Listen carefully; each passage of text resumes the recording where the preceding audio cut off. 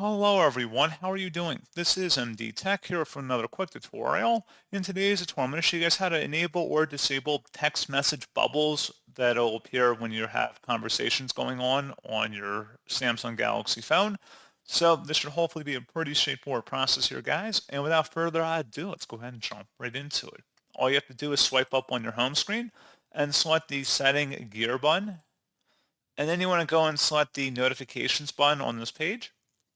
And then underneath conversation, select bubbles. So you can see bubbles are turned on or toggled to the right now. So that means that conversations will appear as floating icons on the top of other apps if you are curious a little bit of information about what bubbles are. Now, if you want to disable this, just click inside this oval one time and turn it off, and then it will not appear as floating icons on top of other apps on your screen. So pretty straightforward process on that, guys. And as always, thank you for watching. I do hope that I was able to help you out, and I do look forward to catching you all in the next tutorial. Goodbye.